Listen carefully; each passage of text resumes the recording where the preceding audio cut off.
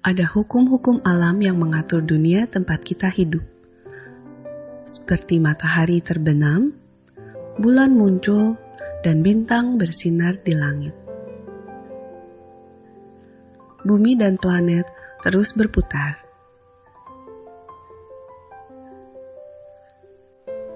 Air mengalir, kemudian ke sungai, dan akhirnya ke laut.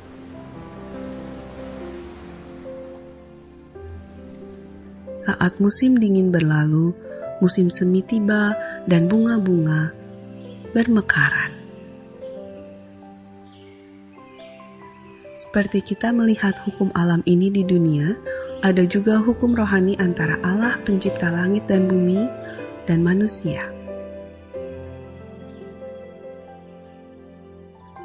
Tuhan Allah mengasihi saudara dan mempunyai suatu rencana yang indah bagi hidup saudara.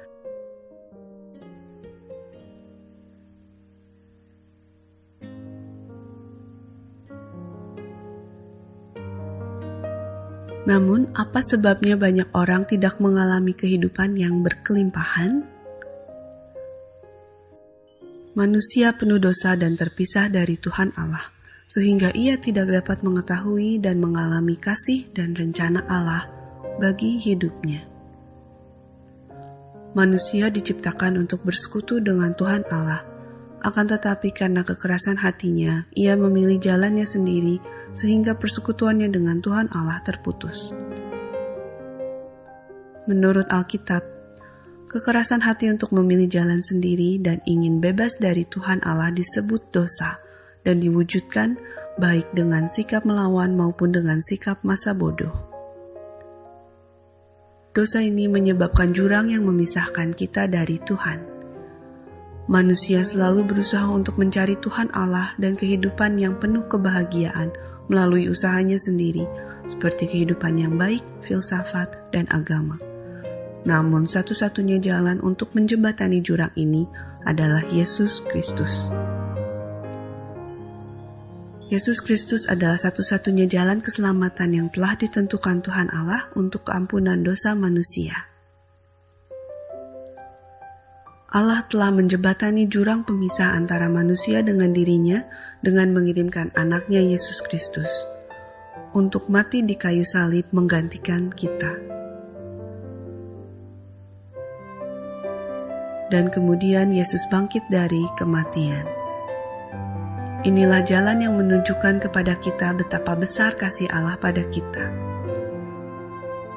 Namun, tidak cukup hanya mengetahui hal ini.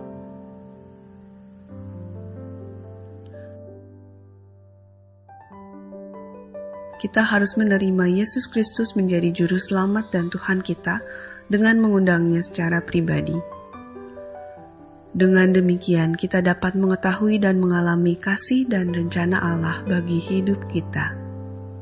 Kita menerima Kristus dengan mengundangnya secara pribadi. Yesus sedang mengetuk pintu hati kita.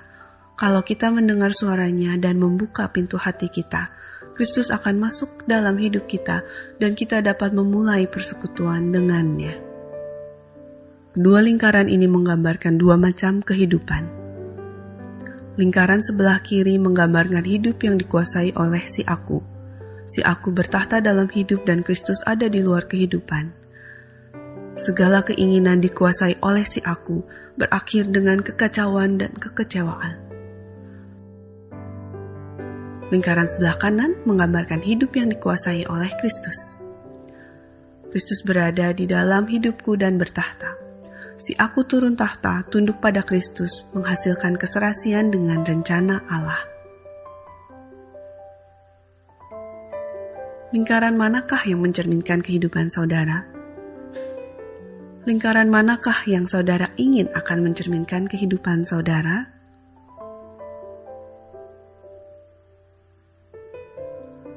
Saudara dapat menerima Kristus sekarang juga dengan doa berdasarkan iman. Doa adalah percakapan dengan Tuhan. Tuhan mengetahui isi hati saudara dan tidak bergantung pada kata-kata saudara.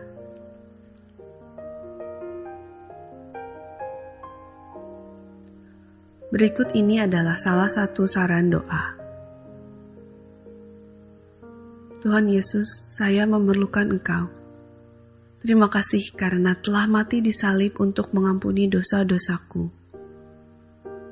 Saya membuka pintu hatiku dan menerima Engkau sebagai Juru Selamat dan Tuhanku. Terima kasih karena mengampuni dosa-dosaku dan memberiku hidup kekal. Kuasailah tahta hatiku.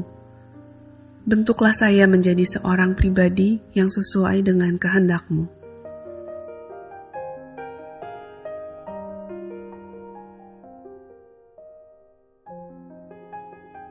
Kalau saudara mengucapkan doa ini dengan sungguh-sungguh, Yesus sekarang berada dalam hatimu dan kehidupanmu menjadi baru.